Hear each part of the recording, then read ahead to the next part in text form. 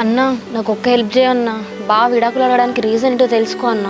ఇంకేం తెలుసుకుని చెల్లి, అంత క్లియర్గా చెప్పని చెప్పి నీ పిల్లలకు పుట్టిన నాకు అవసరం అంటారా ఉన్నాడు కదా ఆయన. అన్న అది పిల్లల గురించి రీజన్ అస్సలు కాదన్న. ఆయనకి పిల్లల కంటే నేనంటే ఎంత ఇష్టమో నాకు తెలుసు అన్న. ఏదో పెద్ద రీజనే ఉంది, తెలుసుకో అన్న. చెల్లి నీకు అట్లెందుకు డౌట్ వచ్చిందే? ఆయన ఇంతకన్నా పెద్ద రీజన్ ఏముంటుంది? ఏమో అన్న, ఆయన ఈ మధ్యలో ఎప్పుడు చూసినా ఊకే దగ్గుకుంటూనే ఉన్నాడు. ఆయన షర్ట్కి, ఆయన వాడే కర్చీఫ్కి మొత్తం బ్లడ్డే ఉంది.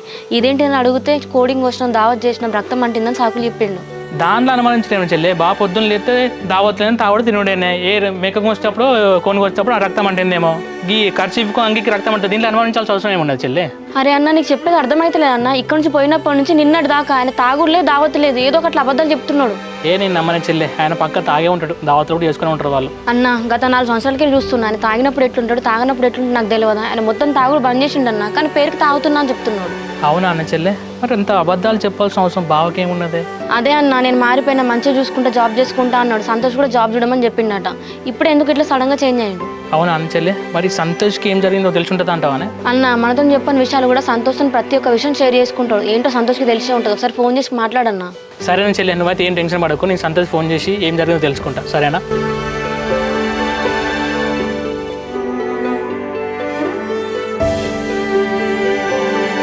శివ నాకు ఫోన్ చేస్తాడు. హలో శివ. సంతోష్, ఫ్రీగా ఉన్నావా? ఒకసారి కలుతావా? నీతో మాట్లాడాలి. ఫ్రీనే ఉన్నా బ్రో. దేని గురించి మాట్లాడాలి?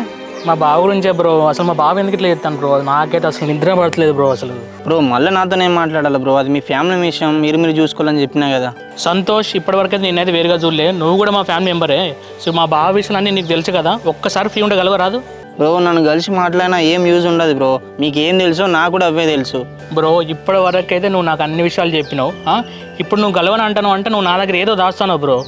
దాయడానికి నా దగ్గర ఏం లేదు శివ, ఇక నువ్వే అర్థం చేసుకో బ్రో. నువ్వు ఇట్లా అంటున్నావు అంటే ఏదో ఉన్నది బ్రో. ఇక నువ్వు నాకు ఏం చెప్పవు బ్రో. మనం కలిసి ప్లేస్కి వస్తున్నావు, నువ్వు అడిగి రా బ్రో. సరే బ్రో. చెల్లె సంతోష్ కలుతా అన్నాడు. అసలు ఏం జరిగిందో నేను తెలుసుకుంటే పోయి కలిసి మరి. సరే అన్న. అన్న సంతోష్ గురించి తెలుసు కదా, ఆయన ఏం చెప్పాడు, కొంచెం రిక్వెస్ట్ చేసి అడుగు. సరే చెల్లె, మీరు లోపలికి వెళ్ళండి, సంతోష్తో మాట్లాడొస్తాం మరి. అక్క, అన్న సంతోష్ తోటి మాట్లాడేసి వస్తా అన్నాడుగా. నువ్వు రా, అన్నం తిందు, లోపలికి వెళ్దాం దా.